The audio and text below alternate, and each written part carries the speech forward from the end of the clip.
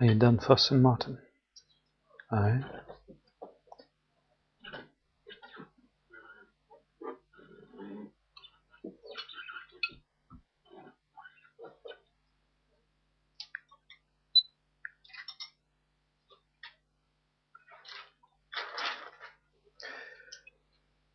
I really know what I'm going to say before I show up.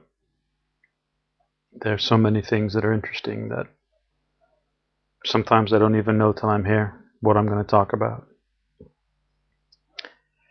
But I'd like to start tonight talking a little bit about sadness and joy. See, anybody who isn't at least an orange belt is going to know that sadness and joy are emotions, and they're opposite emotions, and one's a good emotion and one's a bad emotion. That you try to find more of one and get rid of the other.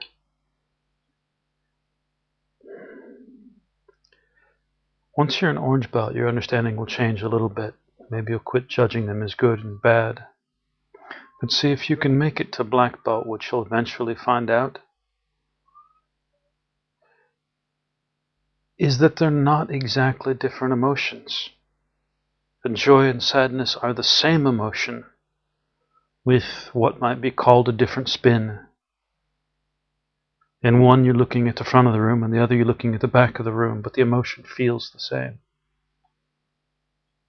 If you're not paying very close attention, you won't realize.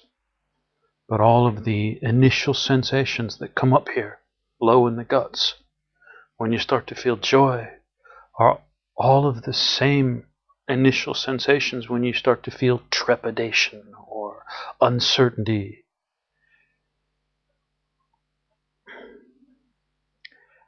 And if you let it go, the joy will bubble up higher and ideally create excitement, and then bubble up here to become passion, and eventually get expressed in some way that will make a difference in your life. And if instead you're looking at the back of the room and feeling the sadness, it'll eventually come up to here, and it'll generate other things like self-pity and loneliness and depression and disappointment, and the fact that your folks didn't love you, or your significant other's a pain in the butt, or whatever. And it will eventually come up to here and act, and you'll end up lashing out at your coworkers, or lying in bed crying and eating a pint of ice cream or something, whatever your expression is. But see, they start from the same place. And if you're not really, really careful, really, really paying attention, and most of you just don't know how to pay that much attention yet, what you're going to think is, oh my goodness, there's sadness. Now I have to go through this whole process of all this stuff until I'm yelling at my coworkers or lying in bed eating ice cream. And the truth is that if you can notice it early enough, the sadness, when it's first starting to come on, I just feel a little uncertain, and there's a little something maybe heavy. And if you can feel this when it's starting, you can take and turn around and face the other side of the room. If you read Khalil Gibran, the prophet, he's got a brilliant poem about joy and sorrow. And essentially he says they're the same. He says your joy is just your sorrow when it takes its mask off. What I'm suggesting to you is you don't have to wait 20 years to grow up before you can unmask sorrow. If you can catch it early enough, before it becomes self-pity and chaos and violence and anxiety, you can take all that sadness and decide it's joy. Just look the other way. Yeah. Excuse me. If there's something you're sad about, there's something to be joyful about. Right? Maybe your pet is ill.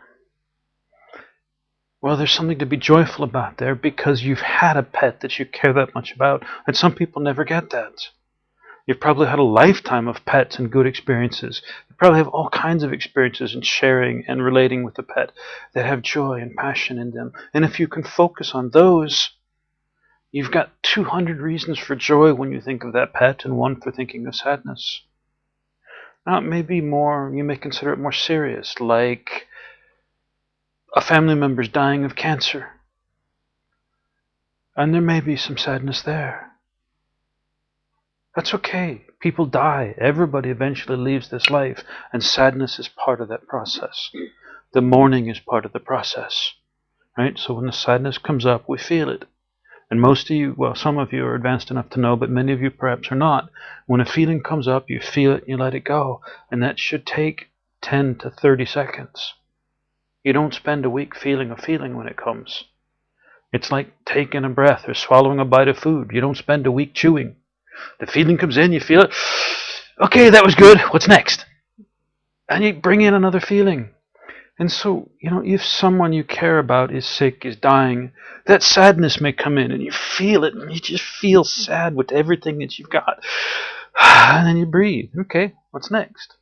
Oh, look, more sadness. Okay, I'll do that. Let that go. Eventually, the overflood, the overflow, the back pressure, the buildup of sadness that's been behind you, you're going to work your way through it until you're back in the present. Right now, most of us are living in the emotions of the past. Stuff from childhood, stuff from this morning, stuff from last week. We have to feel those and clear those, that backlog, before we can start living in the present. But if you can do that, if you feel the sadness as it comes, eventually you get to a point where you're living in the present. And in the present, you might look at your family member who's ill, and you might, perhaps you're in a hospital, you might look at other people in the hospital.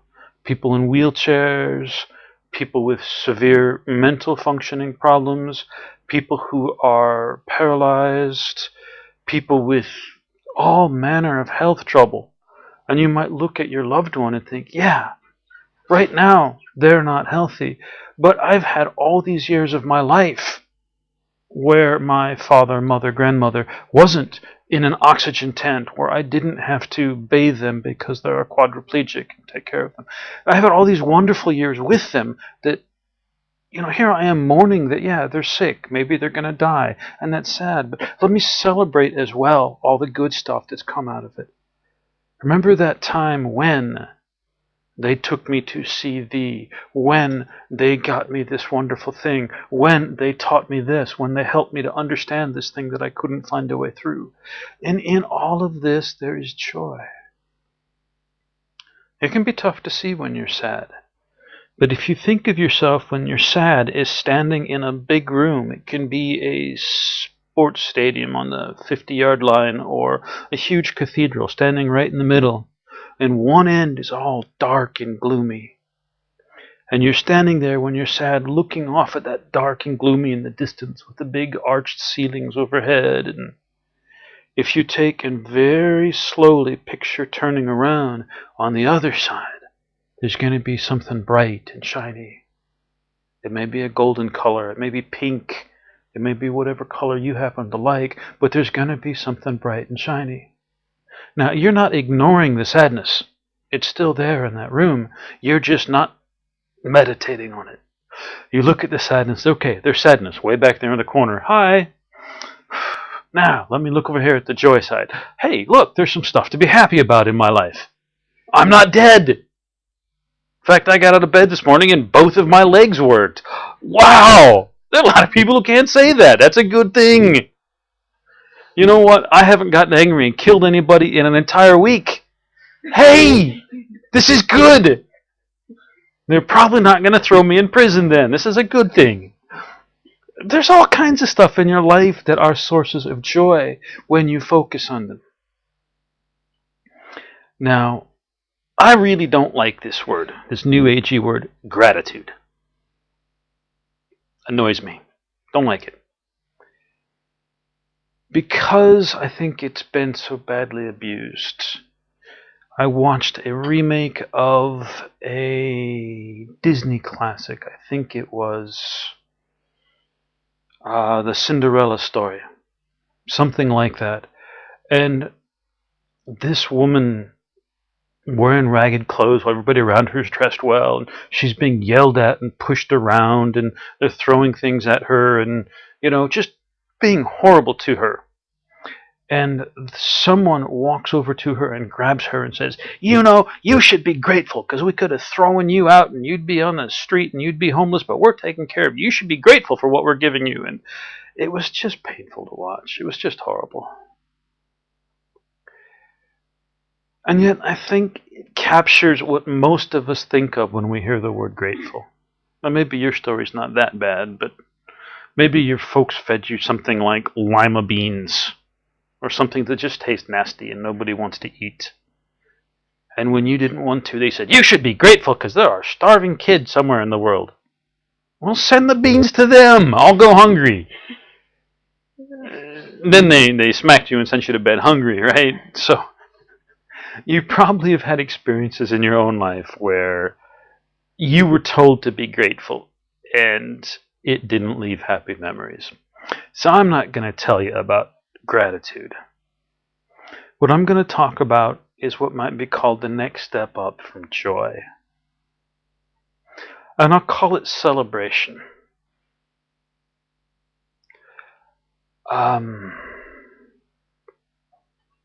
Celebration's a real easy thing to do. It's an attitude. Roha has talked to many of you about this.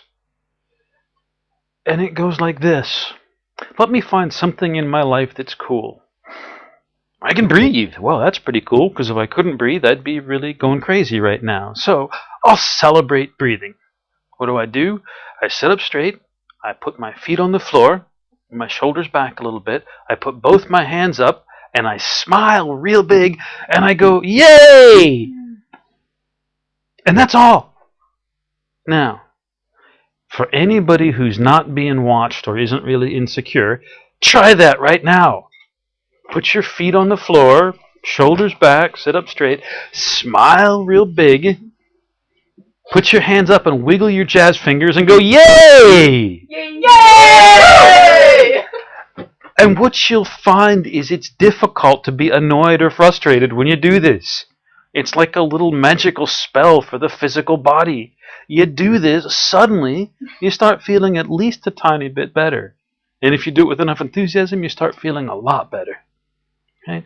So we started talking about sadness. And the first exercise I've given you is a little thought exercise, a little imagining exercise, where you stand in the middle of this big, beautiful cathedral where one side's dark and gloomy with spider webs and lurky things, and the other side's bright and shiny and wonderful. And when you're feeling sad, you just imagine you're looking at and focusing on the darkness.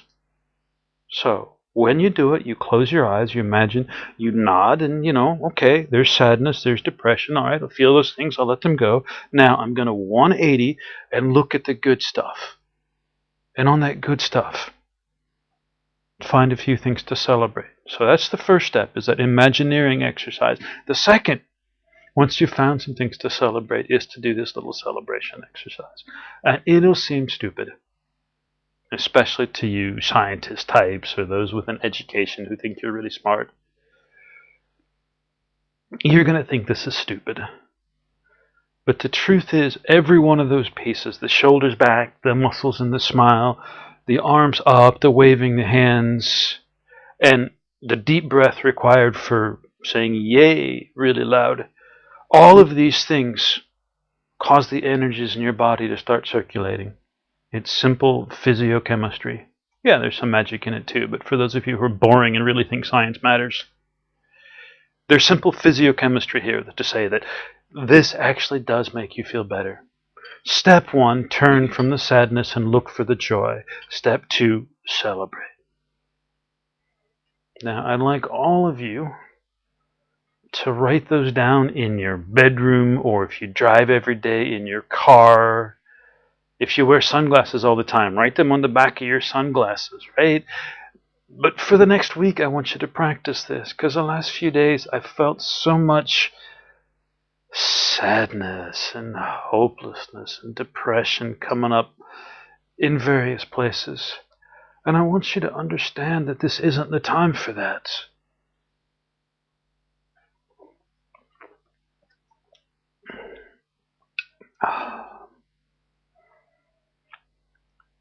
That, according to my sources, the world was supposed to have been destroyed back in 1999 or 2000.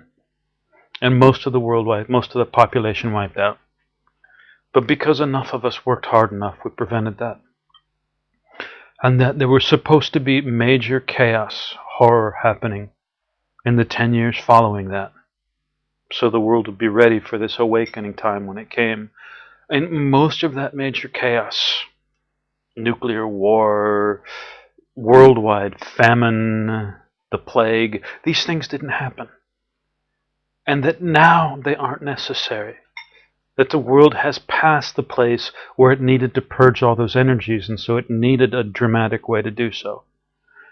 This world right now is clearer and purer and cleaner and more ready to continue making its forward steps than it has been, perhaps in its entire history. This is a time to be excited. This is a time where there is enough energy out there that anybody who puts their feet on the floor and really focuses can feel themselves grounding. Anybody. And anybody who tries hard enough to reach down into the earth and pull up energy is going to feel some happen. Maybe not your first time, but you keep trying it, it'll happen. Anybody who wants to start shaping energies can, probably in small ways as you get started, but they can. Anybody who wants to start sensing and perceiving and feeling better can. This is a time when the energies are so available that anything you want to do, you can. Now, those energies are still small. They're going to spend decades growing and strengthening before we'll see the really impressive results we're looking for. But you can get involved in these things now, and it's easy. It's not like even 20 years ago where you really had to work your butt off to get any of this stuff done. Now, it's easy. There's so much going on. Now you can turn on the television and see shows about past lives, or talking to the ghosts of people who've passed, or being psychic, all these kinds of things that are in the media. They're in everybody's attention. Whereas just 20 years ago, you could be fired from your job for talking about these things. 20 years is not a long time for you youngsters out there. You could be fired. You could get into all kinds of trouble. That now, people are talking about them everywhere. If you want to talk about past lives, if you want to talk about the meta, if you want to talk about sensing or reading minds or communicating thoughts to people, most of the people around you will say, well, okay, that's interesting. And if you will say, oh yeah, I do that, or yeah, my grandma does that, or I know about that. And so it's such an easy time to do these things. And from here, it only gets easier. Every day we're generating new tools to handle the most basic of physical things. Every day we're finding new paths. Watson, will you ground her? Solidly. Every day we're finding new ways to do things, and we have new people getting involved to do them.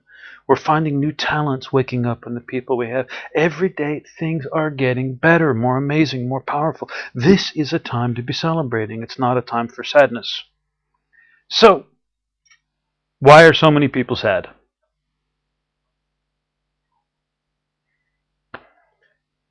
Well, let me tell you. We started off by saying joy and sadness, they're not really separate emotions. They're the same cathedral, it's just which direction you're facing. What's happening is there's more and more cool stuff happening. New stuff coming up. And when stuff comes up, you have to change. And so these changes are coming up, and new opportunities and new energies you've never felt before, and clearing away blocks in your system you've never felt before, and the ability to see or sense or feel in ways you've never felt before. And as these things come up, something in you goes, oh my God, yay, ooh, this is cool, wow. But because joy and fear or sadness, joy and sadness here, are in essence the same set of physiological emotions, the same basic emotion. When it comes up, instead of going, oh, look, here's something new, yay!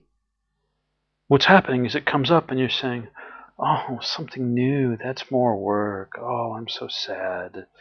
Or, oh, something new, it means I haven't got this yet. Oh, I'm a loser, I'll never get this. Or, one of these kinds of nonsense little spiels that the mind goes off on is happening because you're actually starting to feel the joy, the excitement.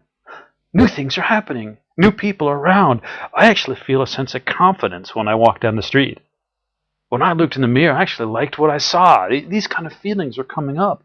But because we're not used to them, nobody in your life has ever taught you you're supposed to feel good. Do what makes you feel good. Celebrate feeling good. Usually, when you're feeling good and start smiling, they say, all right, what are you up to? Knock it off. And they've taught you that feeling good's not a good idea. It'll get you in trouble. And so the only thing you know how to do is sadness. And I'm telling you, it's not true.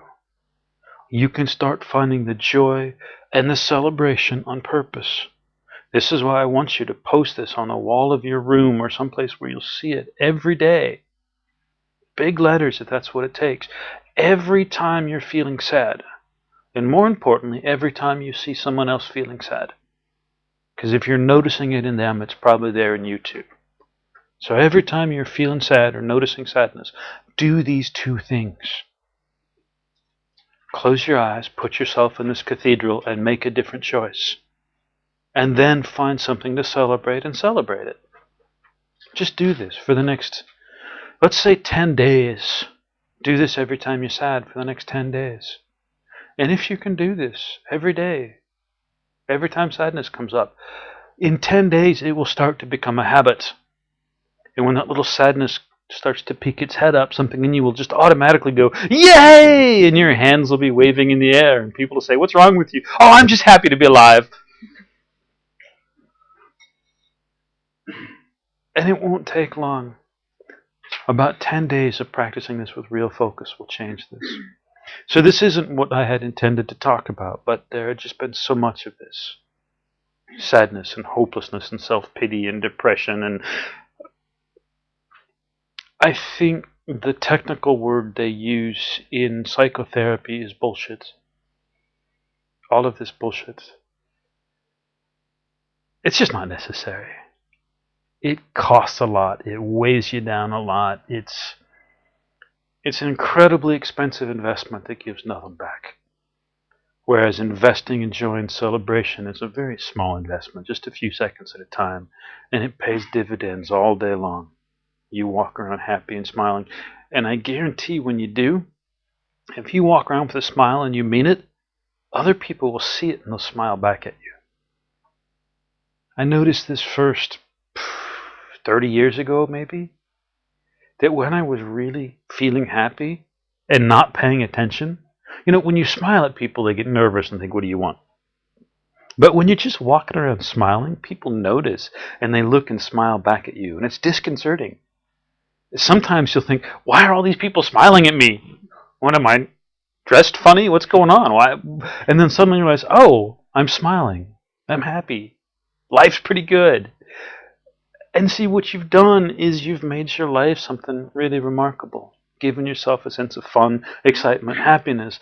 And at the same time, you've brought this thing, this excitement, this happiness to lots and lots of other people. Because everyone you see that you give that little chance to smile, they're going to walk away and their day is going to be that much better.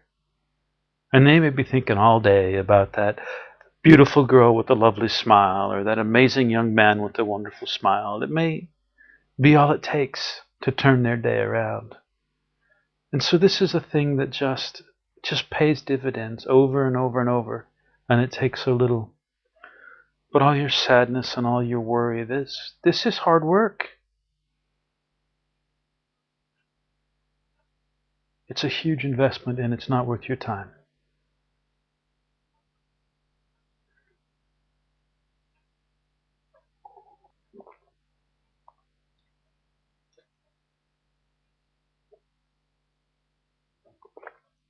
Someone has a question on that, Roha. They don't want to ask it, but they think it's important. Have you got a question sitting there?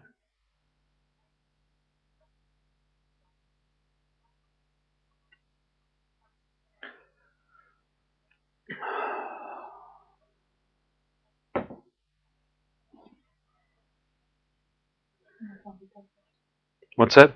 Not a question beside that. That's all right then. All right. And sometimes it's more important that people ask questions than that they get answers to them. And so giving them an answer to a question they haven't asked actually disadvantages them. You've given them a thing they won't value because they don't know they need it. And you've taught them that they don't have to communicate.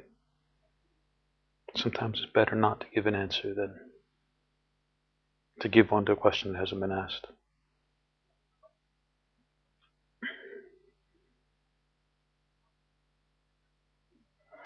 So let's talk.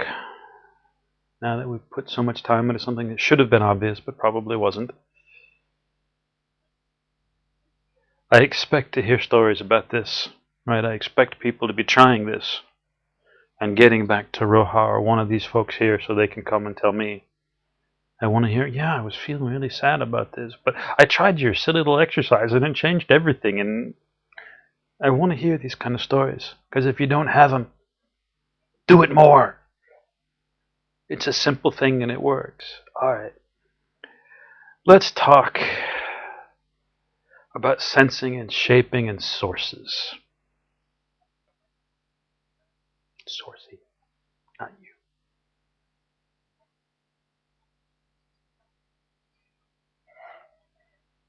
My sources in the room are looking nervous. What do we do?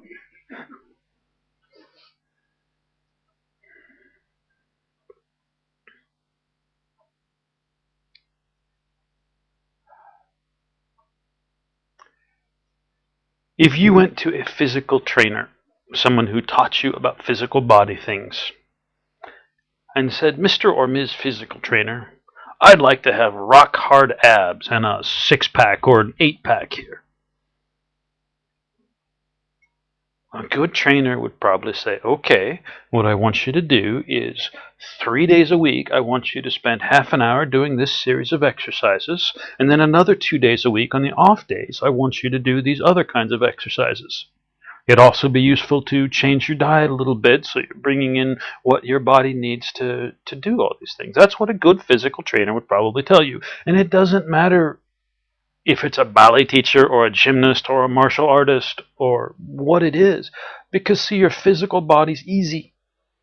You give it decent exercise and decent food, it'll turn itself into something remarkable. It's not complicated. Right? So it doesn't matter which path you take. Your physical trainer will tell you this. Now, what would your physical trainer say if you responded with, I don't want to do all that work. Tell me one exercise I can do right now to make my abs rock hard and sexy. What would your physical trainer say?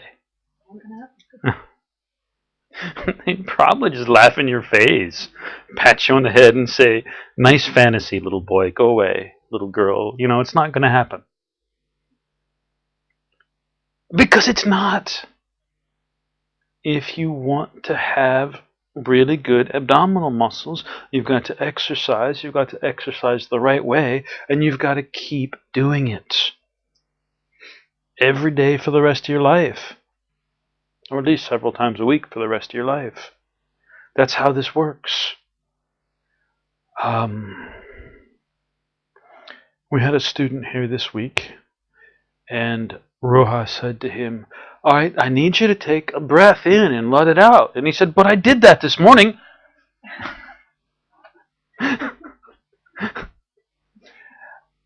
Yes, I'm sure you did take a nice breath this morning, but guess what? That's hours ago. Try breathing again.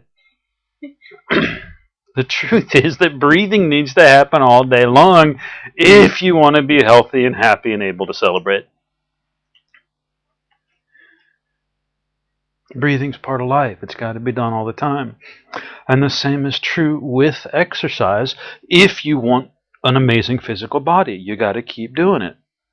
Now, fortunately, not to exercise all day, every day. 3 times a week is good. But you need to keep doing it throughout your life. And the thing is, if you exercise for 10 years and become, one of these universe type bodybuilders and, on television and famous, and you quit for 6 months and you don't do any exercise, you lose it. You go back to being, soft. This is just the way the system's wired.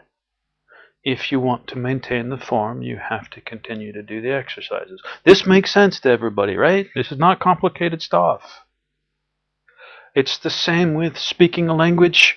You learn to speak a language, it's a lot of work. You keep practicing, you get good at it, it gets easy. You don't do it for 10 years. Let's say you learn to speak Swahili, and then you go away and don't use it for 10 years. You'll go back and much of that language will have faded. You'll have to relearn it.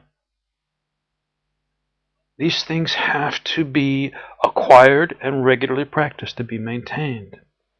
And see, the same is true with sensing and sourcing and shaping. If you want to be good at any one of those three, you need the practices. And they have to be the right practices. You do the wrong practices, it'll actually screw you up. For example, I knew a friend who was a professor of French in Kansas. So, maybe even track him down, because there can't be that many French professors in Kansas. And he was an older fellow, he decided he was going to get in shape. So he found some old weights, and he started with his weights every day. And when he finished, his arms were a little sore, and he said, well, this is good, because it means I'm building muscle. And the next day, he got his weights and did it again. And he quit, and his arms were a little sore. And the third day, he did it again. And he kept doing this for, a month, 30 days or something. And by the end of this, he was just in pain all the time. And he went to see a doctor. And the doctor said, you're a professor. How can you be so stupid? He said, it's not enough to just, wave weights around. You have to exercise in the right way so it builds the muscle. You exercise the wrong way, it tears up the muscles. He said you have damaged the muscles. You've got microfiber tears in your muscles and your tendons. He said, I'm going to have to put you in a course of intense physical therapy for 60 or 90 days to recover from this silliness. And so this French professor spent quite a bit of time in physical therapy, healing the damage that he'd done and building it back up. His mistake wasn't wanting to be healthy. It was doing it in a foolish way. And see, this can happen with sensing or sourcing or shaping, with any of the meta gifts. If you do it in a stupid way, you'll actually get worse. Let's say you're a sensor and you decide you want to feel people's feelings, so you go to a place where lots of people are hurting. A hospital, a nursing home, a funeral home, and you just absorb every crazy feeling there and take them all home with you. Oh, you're going to be overwhelmed and exhausted. Tomorrow you'll probably be sick. And, you think, well, that was feeling, so I'll go back and do it again the next day. And you do this every day for 30 days, you're going to destroy your senses. It's the same with shaping. If you shape things too aggressively with too much force, you're going to damage things inside. You cannot take something and force it. It needs to come from a place of power.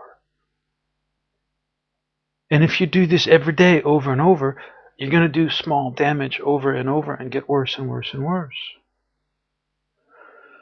And of course, with sourcing, we all know about source bubbles. You build your source bubble day after day, every day, and it gets stronger and stronger and stronger. Pretty soon you're not able to pull any energy, you're not able to ground any energy, and you can't figure out why. It's because you've put all this effort into building up this big bubble that keeps you locked away from everything.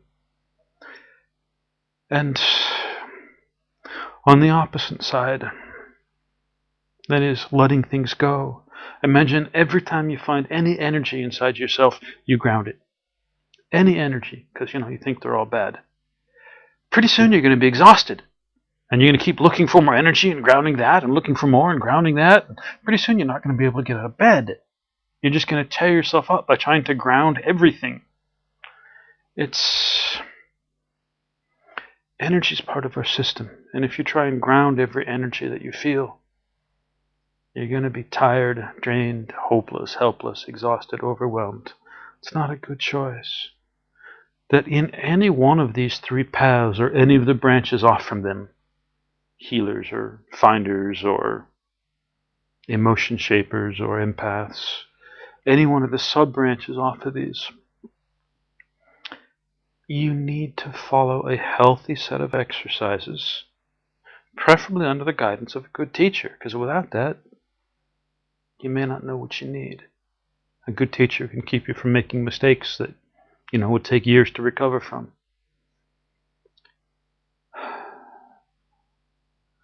So, along those lines, assuming you've got a good teacher, assuming that you want to get better at sensing or shaping or sourcing or whatever your subfield is, I bring you back to the example of the athlete, to the person who wants rock-hard abs. You're going to be told by your teacher, if your teacher's any good, okay, here's an exercise, but you need to do this, and you need to do it this often, and you need to keep doing it. Somebody came to me this last week, and he had a dream of helping lots of people, and it was a good dream. He said, I'm just going to reach out and shape several million people all at the same time. And when I suggested that it didn't work, he was sad and frustrated and upset. But I wanted it to work. I know you did, but this is a big project. When we start to shape the world, when we start to source energies in, when we start to sense things, we need to build up our strength. We're not taking a large enough lever and moving the entire world. It's simply not our beginning steps. Our first steps, our baby steps, are learning how to use our gifts at all. And once we've got that, then it's applying them. And so my suggestion to him was, go find a single person who has this problem you want to fix, and see if you can fix it in them. See if you can bring in the energies and ground the energies. Do what it takes to fix this problem in them. Because if you can't do it in one, how can you do it in 3 or 5 million at the same time? You don't even know what you're doing. So see if you can do it in one. And if you can, good. Check on it every so often. Get better at it. And my second suggestion was, all right, because you're a source, I want you to build a bubble around that person when you're working. And work inside that bubble, bringing in healthy energies. It's like an oxygen tent. Putting up a tent and bringing in lots of oxygen. Then what I want you to do is start making that bubble bigger. If you can't hold a bubble big enough to cover an entire continent, say, then you probably can't work on everybody in that continent. So start by making a small bubble and then steadily making it bigger. And every day, every couple days, whenever you can, work on this. Make this thing and make it bigger until you can hold it comfortably, right? And then work on an individual. And when you can do that, try working on 2. Make your bubble big enough to hold, 6 people in a room, and try working on all of them. And in this way, like doing exercises, you don't walk into a weightlifting gym and put, 500 kilos over 1,000 pounds on a bar and lift it up over your head. You just don't do it, right? You may start with 10 kilos, which is, about 20 pounds. All right, I can almost get this up here. Oh, okay, I got it up there. And everybody's looking at you saying, oh, big deal, 10 kilos. But you can celebrate because you've done it, right? You've got it. And if you keep doing this all day, every day, you'll get stronger. And pretty soon it's 20 kilos and 40 kilos. And yeah.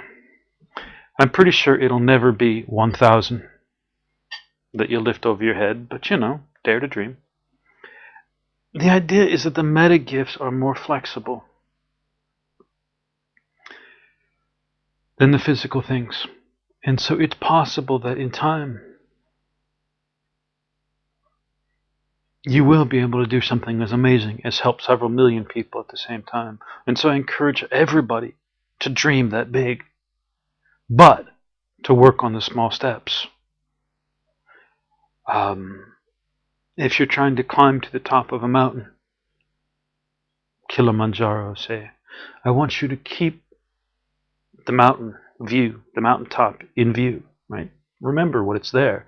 And I want you to keep a general idea of here's the process I want to get to, right? But I want 98% of your energy on what you're doing right now. Because you get careless and slip on some ice, you're never going to make it to the top.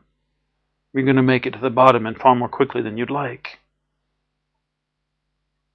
You want most of your energy focused right here on the steps you're doing. Lots of intention, will, focus, so that you can make it here. And then when you make it to your next, place, you take a break, you look at the top, you think that's where I want to go, and you remember that. And then you focus on what you're doing now. This is the attitude you need. So, I just told you about sources. And I'll reiterate that if you're a source and you want to work on people, don't try so hard to reach inside them and change things. It's dangerous to try changing things inside people. Until you're really good, don't do it. But here's what you can do as a source. You can put a bubble around what you're working to isolate it, and then you can bring it up and fill it with exactly the energy that person needs. And if you see something like they've got a bunch of anger right here shouting in their ear, you can just reach out and touch that bunch. You can do it from across the room. Just touch the bunch of anger and ground it. And then let healthy energy come in where it was. And this is really the ideal way for a source to work. Put the bubble around somebody, perceive the energies, bring in what they need, and ground what they don't. I have a feeling that many sources are very grounded, stable people, and so they want to be a little obsessive. All right, let me fix this tiny little specific point of something. And it's because they're very grounded, stable people. They want all the details to line up. And what I'm telling you is a bit more airy. Okay? Build this bubble, work within the space, fill it with the energies they need, and ground the ones they want. And the airy thing is a little unfamiliar to a source. But a source in the middle stages is like a tree. And while you want your roots deep in the earth, you want your branches up there in the air, moving and bringing in what you need. And so beginning to step into a more air perspective and attitude will help the sources a lot. With shapers,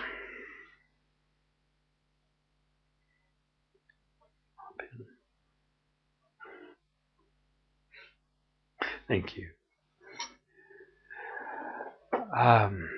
With shapers, understand that many shapers are kind of drama queens. They like one of two extremes. Either the sort of manic, I can do it, get out of my way, I'll slam this into place and nobody can stop me. And then somebody stops them and, oh, it'll never work, it's pointless, it's hopeless, I can't go on with my life, it's too much. And they tend to be a bit extreme. And so one of the things shapers need to learn to shape first and foremost is their own stability. Right? They need to put their feet on the floor. Most shapers are not dancers skipping around the room. When they work, they want their feet solidly on the floor, where they can perceive and feel as well as they need to, where they can act with power, with integrity, with katon. And so this is the first step for a shaper. The next, and I know this isn't good for shapers, but the next is to learn to pay a little bit of attention. Shapers think, I'm a shaper, I don't have to sense anything. And then moments later, I can't sense anything, it's too impossible, my life. Oh, it's over, I can't do this. Shapers need to shape their own stability, then put their feet on the floor, be grounded, be stable, and begin to shape themselves.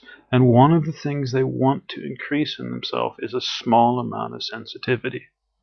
Because a shaper who can't sense anything is... Imagine a blind computer programmer with 8 different keyboards and no feedback. The odds are good they're not going to be creating something that's very helpful to anybody. There needs to be at least enough sensing in every shaper that they have some idea this is right to do right now. This scans. This, as far as I can tell, this is metai. This is appropriate. And if there isn't at least that, then you're just poking in the dark, and you can never be sure you get it right, and you're going to end up even more crazy and neurotic than you're used to. So at least build a little sensitivity. This is my first recommendation for shapers. First one, feet on the floor, right? Of course. Build some stability. The next one, build some sensitivity. Doesn't have to be a lot, but there has to be some. And then the next, what I'm going to suggest is the most important for shapers. Because shapers like to leap in and do it all, or run away and give up hope. I mean, it's these extremes. What I'm going to suggest very strongly for shapers is a kind of scientist attitude. Now, let's say that as a shaper, you can possibly do this as a source too, but specifically as a shaper methodology, you say, there's this cafe I go to every day, and I just get depressed when I go in there. It's so heavy, it's so sad. I am going to make an exercise to see if I can change the energy of that cafe. And so here's my recommendation to you, is get yourself a notebook. Scientific notebook if you can. That's one where you can't rip the pages out. Start numbering every page, right? So everybody knows you haven't ripped any pages out. And then write up what you're going to do. All right? Here's my basic idea. I have a cafe. It feels depressed. Everybody's lonely. They're crying in the corners. It's gray and creepy. I want to make it bright and shiny. I want to make it more this, right? This is my idea. Here's my method. Every day for the next 7 days, I'm going to come in and spend 10 minutes shaping this energy. And then, once you've got your method, I want you to do it. Every day for the next however many days you decided, go in and do exactly what you said and take a few notes. All right, I did that, but I don't feel anything working. Or I did that, and it really feels like something happened, but I'm not sure it's what I wanted. Or I did this, and this person over there just started laughing out loud. It was instant. Take the notes every day. And then at the end of the 7 days, you stop your trial. And you make your conclusions. Place is just as gray and depressed as ever. I'm finding a new coffee shop. It's a fair conclusion. Right? Or, 2 of the employees quit this week, and they hired these brand new people who are smiling all the time, and it really makes a difference. Or perhaps, well, it's only a small amount of difference. Why? You say, well, when I look at my method, I was trying to shape the, high-level meta-energy to bring in light or something, and I wasn't shaping the emotion. Well, I wanted to make it less sad and more happy. I need to shape the emotion. So, let me make a new experiment. Right? Write it down in the journal. Here's my theory. This didn't work well because I wasn't shaping emotion. This time, my theory is this. Here's what I'm going to do. Write it all down and then take the notes. See, understand that shapers have a problem with feedback. They don't get all the feedback that a sensor will. Even a source, because they're so tapped into the energies, they get a lot of feedback from the world. Shapers don't. And so there tends to be an anxiety about how can I possibly be good enough if I'm not getting feedback. And this is why this method is so important to shapers. That what they're doing is giving themselves constant feedback. Oh, I'm not sure if I should be doing this today. It doesn't feel right to me. Well, let me look at my book. Oh, I've scheduled to do it, so I'll do it. There doesn't have to be, well, let me scan it out. Is it right? Is it appropriate? Is it whatever? You've agreed to this process, and you do it. And then when it comes to looking for results, you don't have to say, well, let me scan out all these delicate energies. You can say, what I'm going to look for is changes in the way people behave, the number of people who are smiling, simple things that you can perceive. Right? And so all the feedback issues go away. And so this is a very strong recommendation to the sources to work much more in the air sort of energy, to the shapers to work much more like scientists, and to the sensors.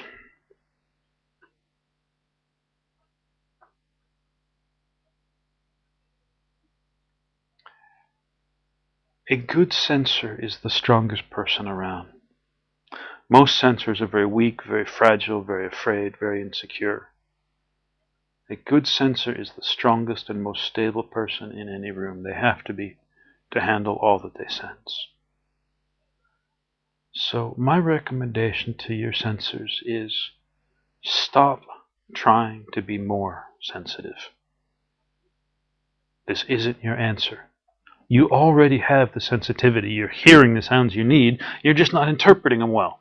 You're not paying enough attention. Instead of trying to make your senses bigger, which means you're more overwhelmed and more caught up in chaos, take the senses you have and begin to study them carefully. Pick one or perhaps two senses you choose to specialize in. If it's hearing, develop a set, or get your teacher to help you develop a set of hearing exercises so you just practice focusing intensely on the various ways hearing can be used. And then begin to practice those exercises every day. If it's taste, find a way, a series of exercises, of practices to develop taste. If you decide, well, I really want to be able to see things, but I'm not good at it, and I am good at sensing energy with my hands. I want to do them both. Then my suggestion would be, if you want, that's going to be more work, that's okay, you're trying to build a new sense, use the sense that's good. Have your exercises to tune this sense and practice it and get even better at sensing with it. And then immediately do the same exercise with a second sense. All right, I feel this thing here. Can I see this thing here? Or if it's hearing and taste, all right, I hear this. Can I get a sense of taste from it? Right? Use the stronger sense to guide the weaker one. But see, the idea is if I can make myself more sensitive, just feel more, it'll be better. And the truth is, it isn't better. What I see around here is a lot of people with too much sensitivity. People who are overwhelmed and chaotic because they're just feeling too much. But I need to be more sensitive or people won't like me, or I won't be good at being a meta, or the new age will reject me, or it'll all be terrible if I'm not sensitive enough and my mama won't love me. But this isn't true. If you're already talking like this, you probably already feel too much. You're probably already bringing in way too much. Now, I spoke last time we spoke of scanning, and I spoke of it as picking a sense that is your preferred modality of perception, the one you most like to sense with. Practicing with it. Building up a database of information. Every time it hurts here, I've got a person doing that. Every time I get this ringing in my ear, this is happening. You build up a series of connections. You talk with people. You relate them. You share them. You do internet searching. You study every place you can to build this body of information in your head. That's 3. And then 4, you learn to left-right. Logical question, intuitive seeking of answer. Logical question, intuitive seeking of answer. You tend to go through your database in this way. This is what scanning means. And so the difficulty here is not that the sensors among you are not sensitive enough. They are. Well, right. You can always improve. You can always get more sensitive. But you need to get more stable before you get more sensitive. Otherwise, you won't be this. You'll be like this all the time. Oh my God, what am I going to do? This is not the exercise I gave you earlier. And that's more like this. Yay! See, there's a difference. So what I want the sensors among you to do is to pick your dominant modality, your preferred modality of perception. Pick two if you really want a lot of work. Let the not so good one follow the good one so they can build up together. Build a series of exercises. Do those exercises every day so that you get stronger and clearer in focusing your perceptions. And as you do, begin to communicate with others and build a database of information.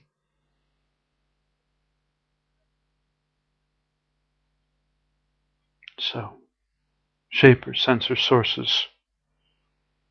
I feel like we've all been leaping in different directions trying to make things happen by sheer will. And while I appreciate that, sheer will is a useful thing.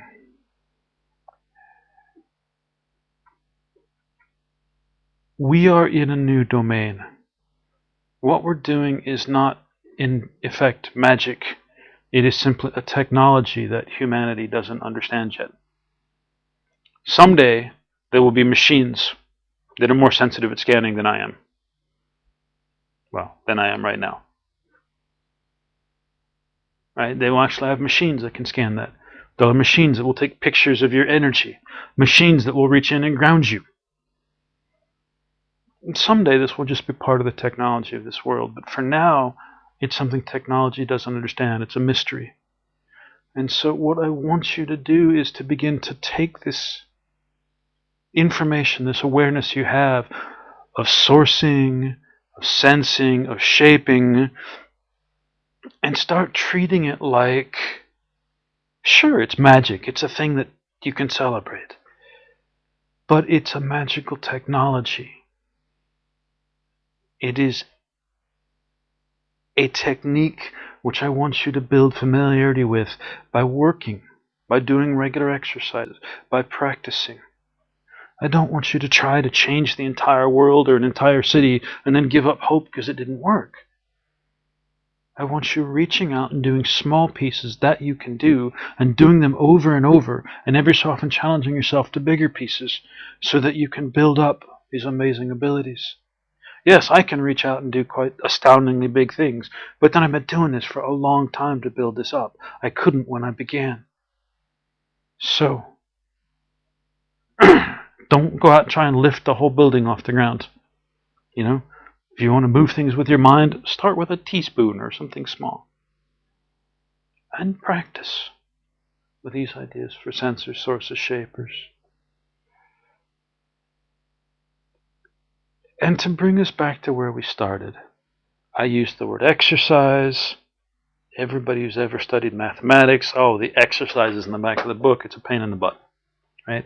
Everybody who's ever had to, say, learn an instrument, well, you have to practice, go play, do your practice. Every one of you who's had experiences with formal education know that these two words I'm using, exercise and practice, are not happy words. Oh, not again. More exercises, more practice. And so I'm going to bring you back to where we started tonight. When you think, oh no, more exercises, I want you to realize that sadness is you looking at the back of the cathedral and start noticing the darkness. Turn around and notice the light side and find something to celebrate and celebrate it. And once you've got the attitude to say, yeah, this isn't doing everything I want it to do right now, but if I can build my sensing, my shaping, my sourcing, whatever, I'll be able to do this other thing that I really want, so it's worth it to spend a little while doing this. And then it's not a duty, a responsibility, a heaviness. It's an awesome chance to build your abilities so that you can eventually do the stuff you want and really help people. So, having come full circle, we'll stop there. Good night, everybody.